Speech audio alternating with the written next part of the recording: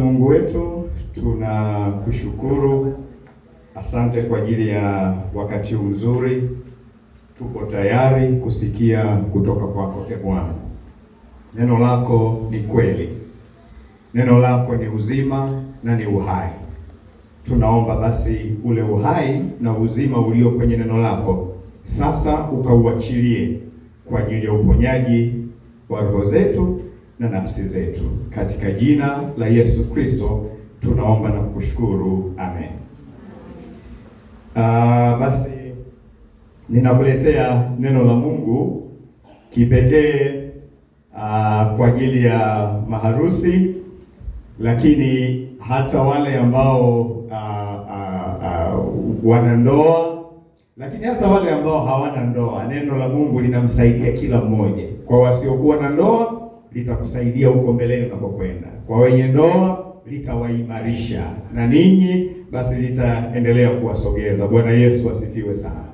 Na neno hili la Mungu nalisoma kutoka kwenye kitabu cha Mwanzo sura ya 2 mstari 1 tu wa 24.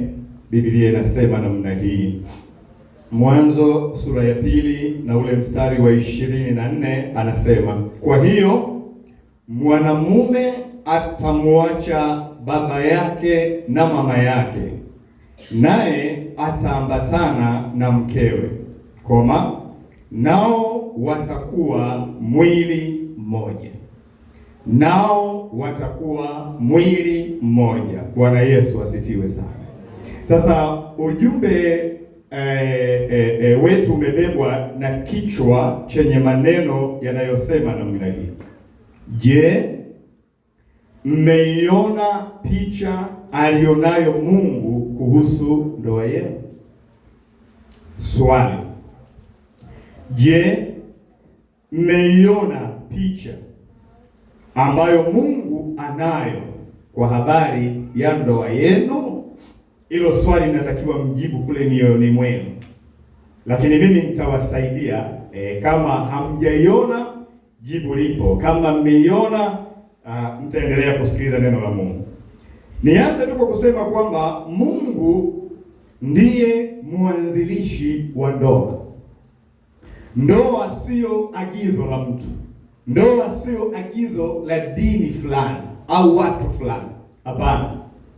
Mungu ndiye mwanzilishi wa ndoa. Yeye ndiye mwenye picha halisi kwamba inayoonyesha namna ndoa yenu inavyotakiwa iwe. Yeye ndiyo mwenye ramani, picha anayo yeye.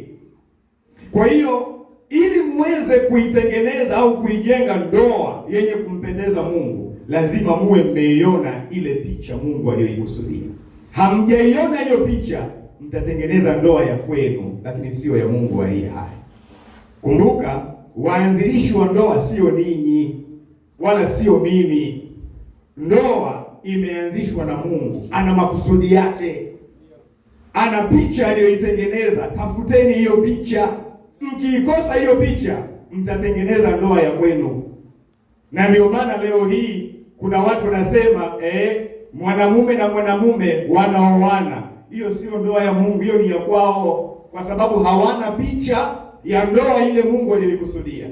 Au mwanamke na mwanamke wanaoana, hiyo sio ndoa ya Mungu, wala sio ndoa hiyo, kwa sababu mwanzilishi wa ndoa anasema mtu mke na mtu mume. Biashara inaishia hapo. Bwana Yesu asifiwe sana. Kwa hiyo kama hamjaiona picha ya Mungu kuhusu ndoa yenu, basi narudia kwamba mtaitengeneza ndoa yenu wenyewe na sio ile ndoa iliyokusudiwa na Mungu. Sasa kazi yangu ni kuwasaidia, kuwaonyesha picha alionayo Mungu juu ya ndoa yenu. Biblia inasema, nimekusomea pale, anasema kwa sababu hiyo mtu atamwacha mkeo, baba na mama yake, ataambatana na mkewe, nao watakuwa mwili mmoja. Hiyo ndio picha ambayo Mungu anayo kwa habari ya ndoa yenu. Mwili mmoja, nao watakuwa mwili mmoja. Bwana Yesu asifiwe sana. Ukiangalia kwenye kitabu cha Waefeso sura ya 5 mstari wa 28b anasema hivi: ampendaye mkewe hujipenda mwenyewe, amchukiaye mkewe hujichukia mwenyewe. Anayeshindwa kumheshimu mumewe, maana yake anajivunjia heshima mwenyewe. Anayemheshimu mumewe anajiheshimu mwenyewe. Kwa sababu gani? Kwa sababu picha aliyonayo Mungu kwa habari ya ndoa ni kwamba ninyi wawili mtakuwa mwili mmoja.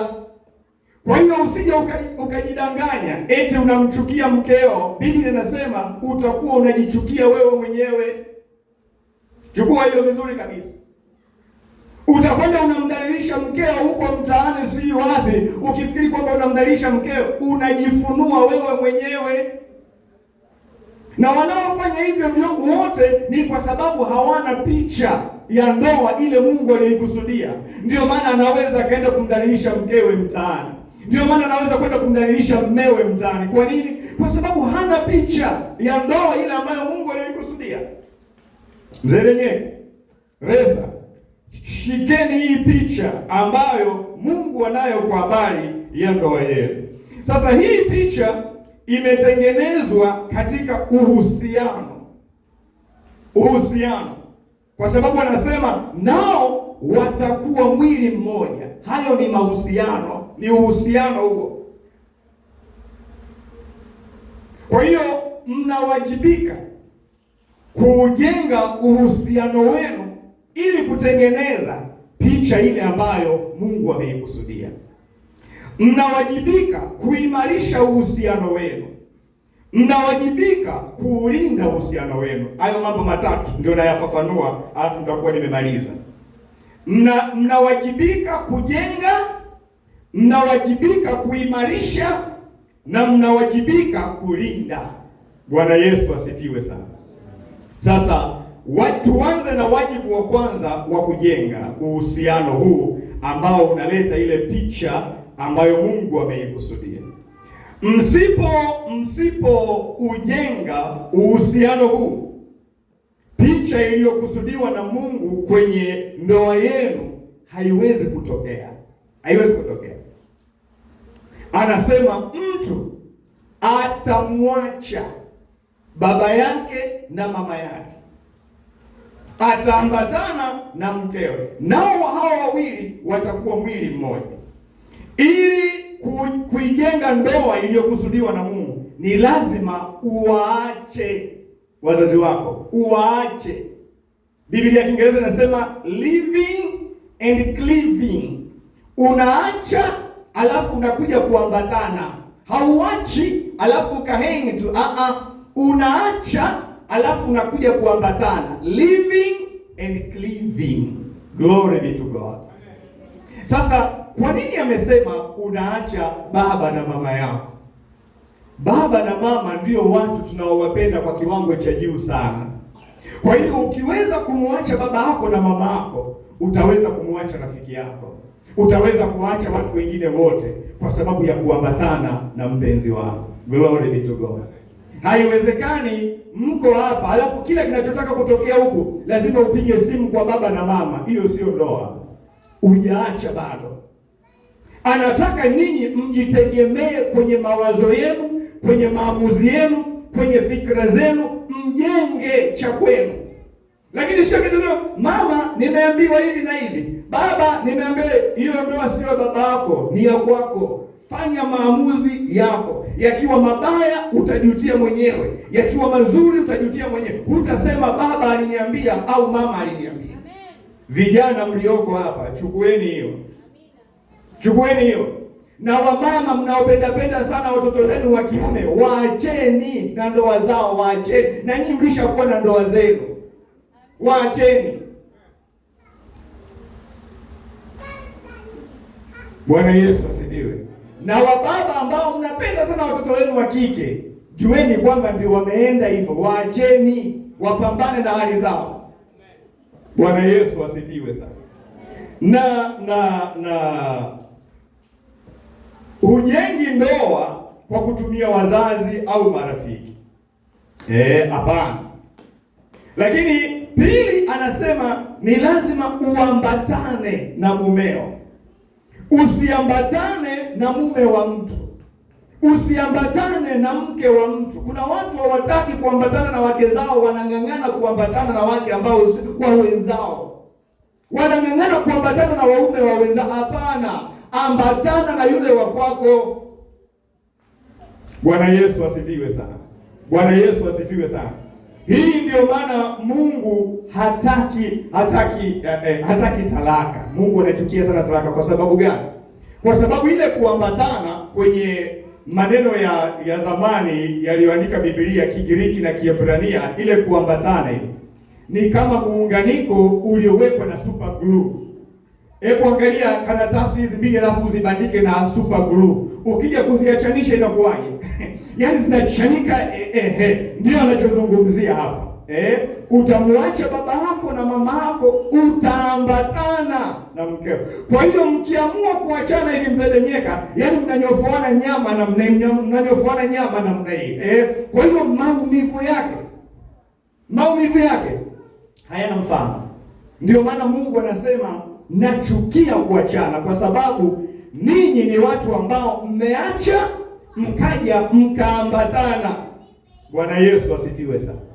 Kwa hiyo mzee Denyeka, rafiki yangu, asikusumbue mtu eti unamsikiliza sana mkeo sijui na nini. Waambie hivi, huyo ndiye niliambiwa niambatane naye kabisa, huyo ndio niliambiwa.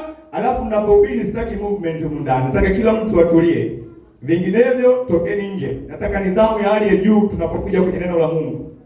Huwezi kaa nje milele, kwa sababu ndoa sio haya vyakula. Ndoa ni hiki tunachokifanya hapa. Huwezi kusikiliza hiki, wewe mlango ule pa. Mtanisamehe kwa maneno makali madhabahuni. Kwa hiyo asikuvuruge mtu. Asikuvuruge mtu. Lakini katika mashauri yote yanayokupa mkeo, lazima pia uchunge asikupe mashauri ambayo yatakutoa kwenye mapenzi ya Mungu. Yaani akikupa yote kubali, lakini lile la kukutoa kwenye mapenzi ya Mungu, hilo mwambie mama, hapana, siwezi kukubali. Kwa sababu gani? Kwa sababu Adamu aliambiwa, kwa kuwa umeisikiliza sauti ya mke wako ukavuruga mapenzi yangu, adhabu hii inakuhusu. Usiende ibada. Usimtumikie Mungu. Mwambie hapana. Maisha ni ibada, na ibada ni kumtumikia Mungu aliye hai. Nitamtumikia kwa fedha zangu, nitamtumikia kwa vipawa vyangu, nitamtumikia kwa elimu yangu. Kabla sijalala pamoja na baba zangu, lazima nimtumikie Mungu aliye hai. Glory be to God. Bwana Yesu asifiwe. Lakini kuna vitu ambavyo vinavuruga muambatano huu. Watu walioambatana tunavuruga. Na mojawapo ni usaliti. Usaliti unavuruga ambatano. Lakini simu za magendo, simu za magendo. Imeingia message baba anataka kuangalia, mama simu yangu kwani yako kiki mnanyang'anyana na mrei. Simu za magendo zinavuruga ambatano. Mmeoana nyinyi, mapassword ya kazi gani? Eti mpaka sijui nini ya kazi gani? Toa hilo password kama wewe ni mtu umenyoka na mnaitoa. Ikiingia message namwambia baba, hebu niangalizie huko nani huyo ametuma message nani. Lakini ukiona huna ujasiri huo, wewe simu zako ni za magendo. Wewe simu zako ni za nini? Ni za magendo. Bwana Yesu asifiwe. Sitaki kujisifu sana, lakini mimi simu yangu, hata mtoto wangu anaweza kupokea message, anaweza. Ndio, hebu angalia hapo nani ametuma message. Hebu mjibu hivi na hivi, mwanangu anaweza. Bwana Yesu asifiwe sana. Lakini kuna maneno yanayo cement ule kuambatana. Pole, samahani, nisamehe. Wametuimbia hapa, wametuimbia mpenzi wa mambo yale matatu yatumike katika nini? Ndoa yetu. Sio ndoa tu, hata kanisani, mahusiano ya mtu na mwingine. Mimi sio malaika. Nisamehe, nihurumie. Tutakosana tu, tutakanyagana tu. usiponisamehe mimi, kwani wewe una maana kesho hautaniweza kunikosea? Haiwezekani. Bwana Yesu asifiwe sana. Ninyi ndio wajenzi wa ile picha ya uhusiano ambayo Mungu ameikusudia. Msitumie mikono yenu kubomoa, bali tumieni mikono yenu kujenga. Biblia inasemaje? Mwanamke mpumbavu anatumia mikono yake kubomoa nyumba yake mwenyewe, hali kadhalika mwanaume mpumbavu. Lakini jambo la pili ni kuimarisha. Hiyo nilikuwa ni kujenga, kuimarisha. Picha ya uhusiano alionayo Mungu mnapoijenga lazima iimarishwe. Na ndio maana kwenye Amos sura ya 3 mstari wa 3 anasema hivi, wawili hawawezi kutembea pamoja wasipopatana. Haiwezekani. Haiwezekani. Sasa ili mpatane, watu huyu kakulia kivyake, tunakuja tunapatanaje mchungaji, tunapatanaje? Ili mpatane lazima muwe na nia moja. Na ili muwe na nia moja lazima muyajue mapenzi ya Mungu, kwa sababu ni mapenzi ya Mungu peke yake ndiyo yanayotufanya tuwe na nia moja. Kama hatuyajui mapenzi ya Mungu, kila mtu ataleta nia ya kwake. Baba, wewe ni mcha Mungu, mama anataka kwenda kwa waganga wa kienyeji. Mama, wewe ni mcha Mungu, baba yeye anaabudu mizimu sijui na vitu gani. Hamwezi kwenda pamoja, haiwezekani. Haiwezekani. Haiwezekani kabisa.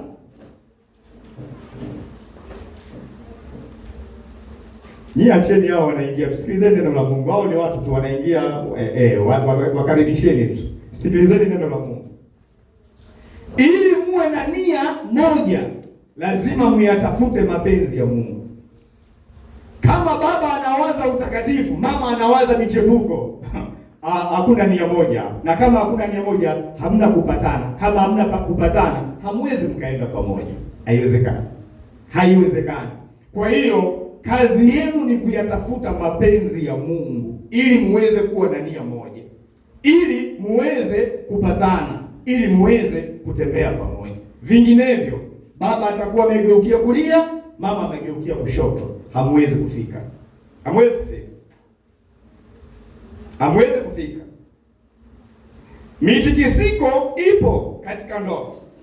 Na ndio maana kuna swala la kuimarisha huo uhusiano. Ndio maana Kana ya Galilaya, ile harusi ilipofanyika, Yesu alihudhuria ile. Na mtikisiko ulianza pale pale. Wakaanza kupungukiwa. Wale watu walifanya nini? Hawakwenda kwa mjomba, hawakwenda kwa shangazi. Walikwenda kwa Yesu, akamwambia, Bwana, mambo yametuharibikia. Mambo yakivurugika kwenye ndoa yenu, msitafute mchawi wala msiende wapi. Muiteni Yesu Kristo. Niliwaambia kwenye mafundisho ya ndoa kwamba ndoa ni kama pembe tatu: mke, mume na Mungu. Mkimtoa Mungu, hiyo ni klabu tu kama ya wakina mama huko mtaani huko, sijui ya vikoba na nini haile. Lakini Mungu, mke, mume.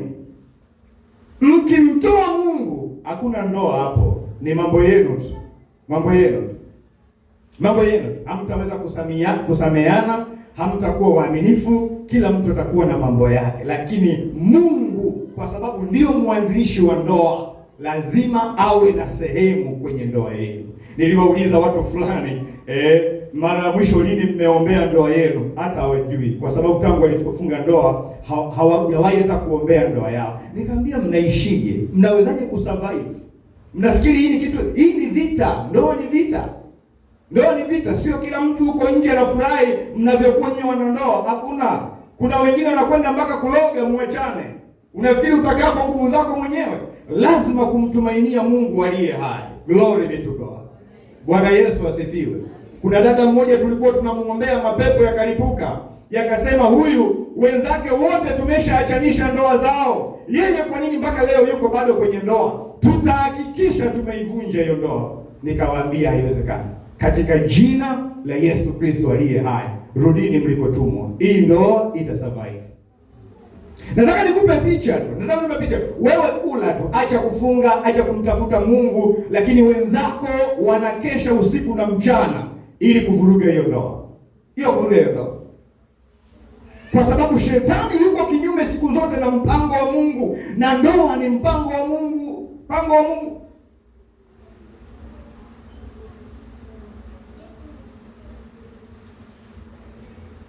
Sasa katika kuimarisha uhusiano huu wa ndoa, Paulo anasema kwenye Waefeso sura ile ya 5 mstari wa 22 mpaka 23, anasema enyi wake watiini waume zenu kama, napenda hilo neno, kama kumtii Bwana wetu. Kama, yani unatakiwa mwanamke umtii mume wako kama unavyomtii Kristo. Utii wako kwa Kristo ndio utaamua unamtii mume wako kwa kiwango gani. Kama huna adabu na heshima kwa Yesu Kristo aliyekupa uhai na uzima, huwezi kumheshimu mmeo. Yesu amekupa wewe uhai, yaani uko hapa kwa sababu ya Yesu Kristo. Huyo umheshimu. Anakwambia usichepuke, unachepuka, huyo umheshimu. Anakwambia usizini, unazini, umheshimu. Utakuja kumsikiliza mumeo uliyekutana naye juzi tu? Ndio maana anasema watiini waume zenu kama mnavyomtii Kristo. Jiulize wewe mwenyewe, unamtii Kristo kwa level ipi? Kwa level ipi? Mungu anakuambia msamehe jirani yako, utaki. Kali uzipeli, namchukia. Mungu anasema wapendeni adui zenu, namchukia. Mungu hutaki kusikiliza yale Mungu anayokuambia. Sasa kama Mungu anakuambia usichukie jirani yako, wewe unachukia, utamsikiliza mmeo? Mungu anayekwambia toa fungu la 10, utoi, unamuibia kila siku, utamsikiliza mashauri ya mmeo wako?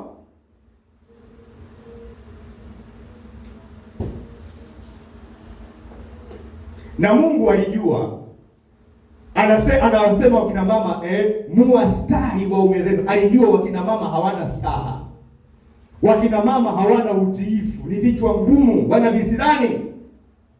visirani. Lakini visirani vyenu vipelekeni chini ya msalaba wa Yesu Kristo. Mwambie Yesu, mimi na kisirani kitaharibu ndoa yangu, naomba nikiweke chini ya msalaba wako. Ujafanya hivyo, iko kisirani kitakuharibia hiyo picha ya ndoa Mungu alikusudia, na utakaa uifurahie. Mtu mmoja alisema, mwalimu wangu mmoja alikuwa anifundisha, akasema African men are like babies. Resa, chukua hiyo.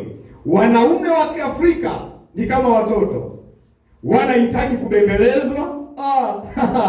Wanaume mko wanahitaji kuambiwa kwa upole.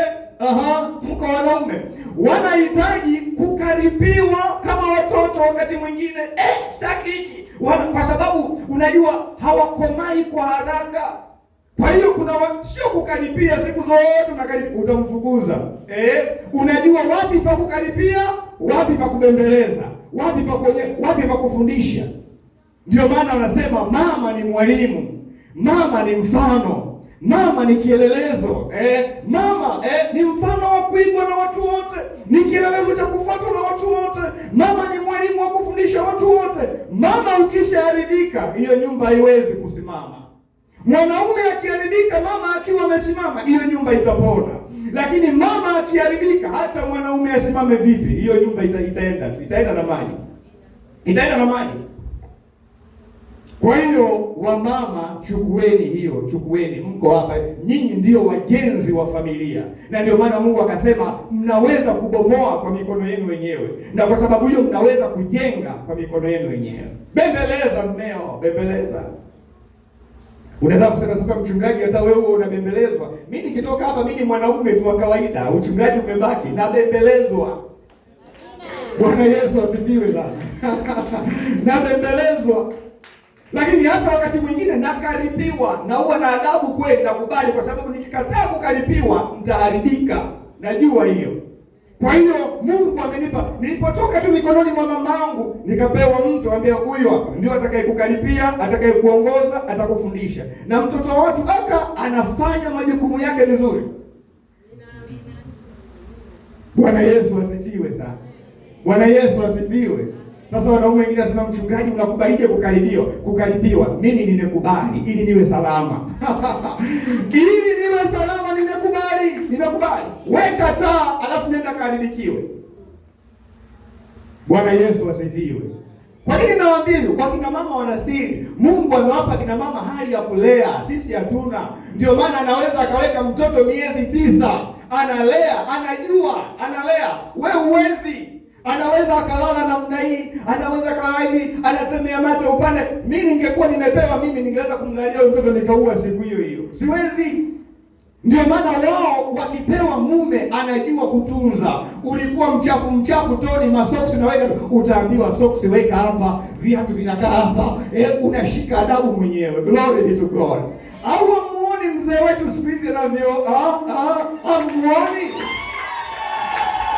Bwana Yesu asifiwe. Mwenye macho haambiwi tazama Bwana. Haleluya. Glory be to God.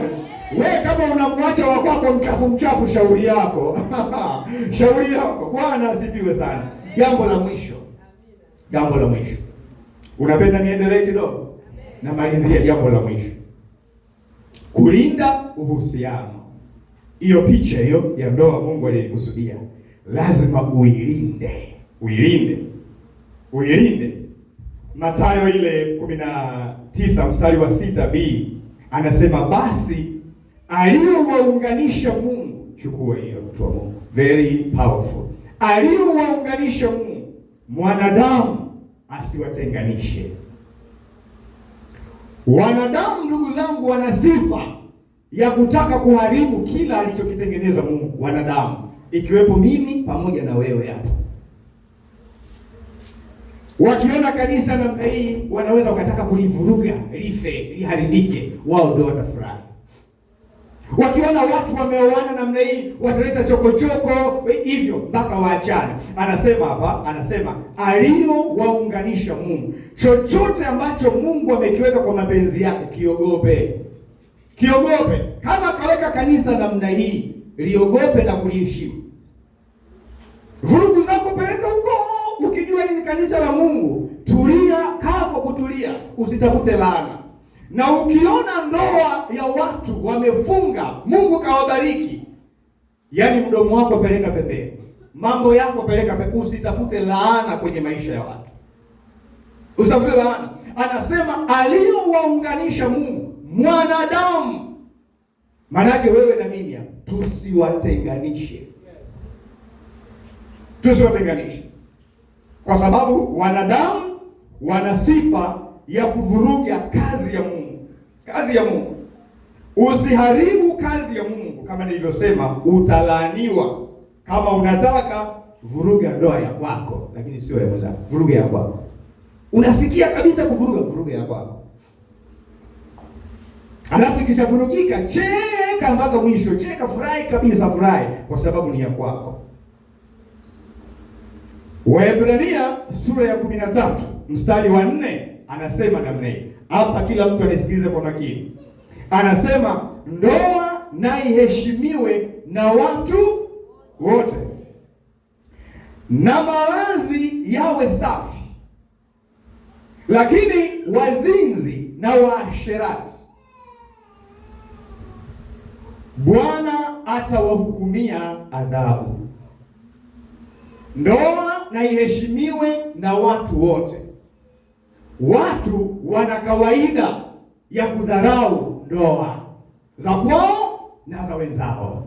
Mzedenyeka na resi, msiwape watu nafasi. Kwanza msijipe nafasi ninyi wenyewe kuto kuheshimu ndoa yenu. Mtu wa kwanza wa kuheshimu ndoa yake awe wewe. Wewe ukivugu, ukisipoheshimu, sisi wengine tutafuata. Lakini ninyi mkiheshimu, hayuko mtu mwingine yoyote atakayesogeza pua yake. Hayupo. Anasema ndoa na iheshimiwe na watu wote.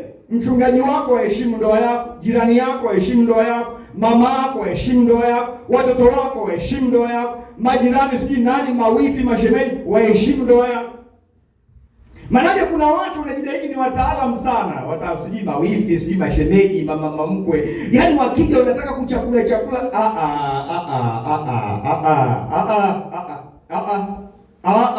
Tengenezeni za kwenu.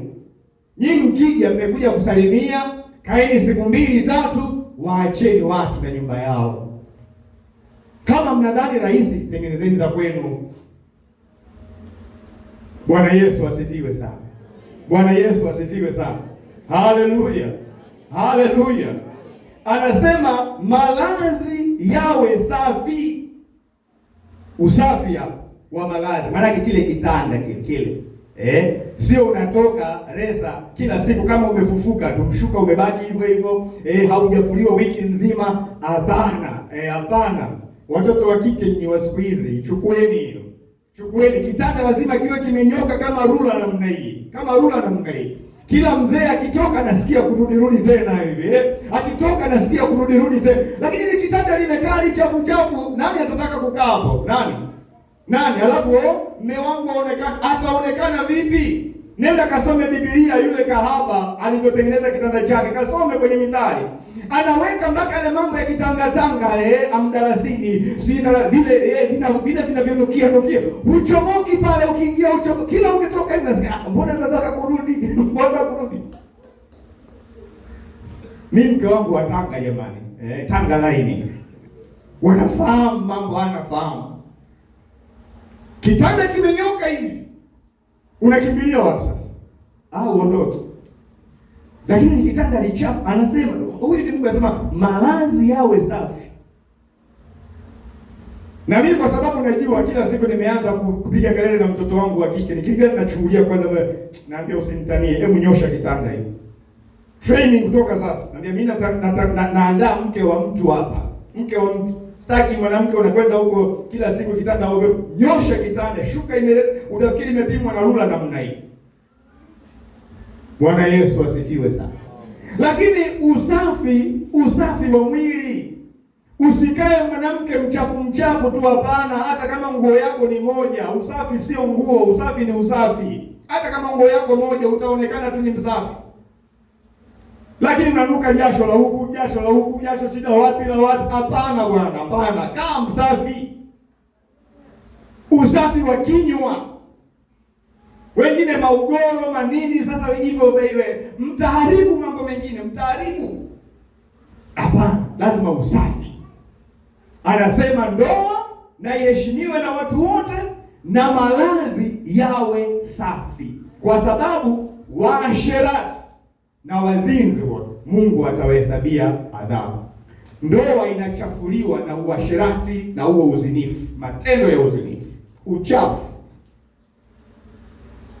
ndio unachafua ndoa.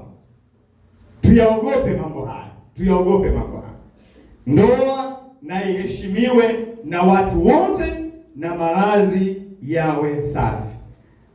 Nimesema hapa kwamba watu wana kawaida ya kutokuheshimu ndoa zao na ndoa za watu wengine. Kama wewe ni mmoja wapo, basi hakikisha unaheshimu ndoa yako na ndoa za watu wengine.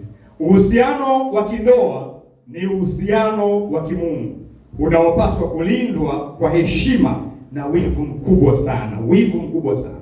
Uhusiano wako wa kwanza wa kuheshimu ni wa kwako na Mungu. Huo asikuvurugie mtu yoyote.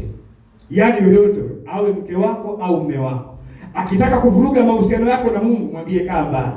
Maanake Mungu ndio anayenifanya mimi niishi. Siwezi kumdharau. Mtadharau wengine wote, lakini sio Mungu aliye hai. Huyo lazima nimtumikie, lazima nimheshimu, lazima nimwabudu, lazima. Huo ni uhusiano wa kwanza. Uhusiano wa pili unaofuata wa kuheshimu ni wa kwako na mmeo au na mke wako. Mtu acheze na kitu kingine, lakini sio mmeo au mke wako. Huo ni uhusiano mtakatifu. Bwana Yesu asifiwe. Bwana Yesu asifiwe. Mama mmoja mahali fulani aliona wanawake kasalimiana na mama mwingine. Sasa ule mkono umekaa pale karibuni kama dakika moja. Habari za nyumbani?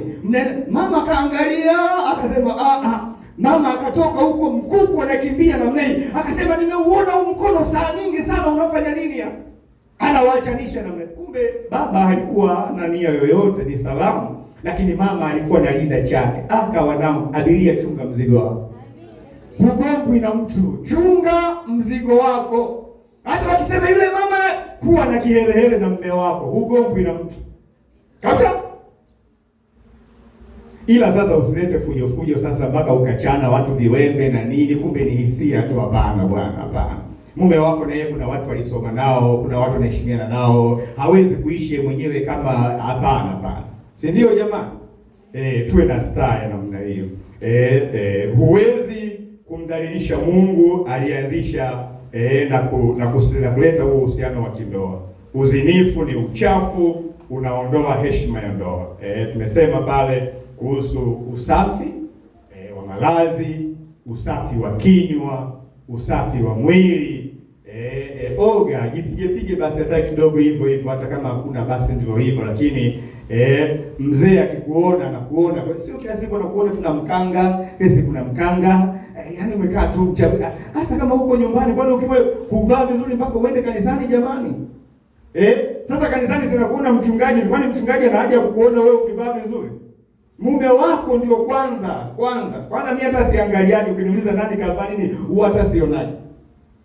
Lakini vaa pale, jipitishe pale ndani pale, zunguka tunamezunguka. Huyu mzee hata kibaa hata kwenda huyu. Hawezi kwenda. Atasema leo jamani huko kazini sijisikii vizuri, kumbe Resa ameshafanya vitu vyake hapo nyumbani. Toto watu piga pamba vizuri, sasa naondokaje? Bwana Yesu asifiwe. Haleluya. Lakini la mwisho ninapomalizia, Biblia inaonya, na vijana chukueni kabisa, mambo yameharibika, kuna maradhi. Biblia inasema kila mtu anywe maji ya kisima chake mwenyewe, kwa sababu maji mengine hayajachemshwa, yana vijidudu vya typhoid. Ukinywa tu umepata typhoid. Kwa hiyo weka hiyo nidhamu. Dunia imeharibika, mambo ni mabaya. Hutaweza kufurahia hiyo ndoa kama utakuwa mtu mchafu. Bwana Yesu asifiwe. Tumeelewana watu wa Mungu? Wangapi wanasema mchungaji, nimekuelewa kabisa? Hebu mpeni Mungu utukufu tena. Mshangilie Bwana vizuri kabisa. Wanangu, tumeelewana vizuri? Imeingia vizuri ndani ya moyo? Asante sana. Vijana mlioko hapa, watoto wa kiume, imepenya vizuri? Nione mikono yenu, watoto wa kiume mlioko hapa. Asante sana. Wanangu wa kike mko hapa? Yameingia vizuri? Haya, mkakae kwa adabu, na Mungu atawapatia watu, na akikupatia mlete kwenye madhabahu hii tumtengeneze. Amen. Usimpewe mlete hapa, tutamtengeneza kwa neema ya Mungu. Bwana Yesu asifiwe sana. Basi niombe kwa kwaya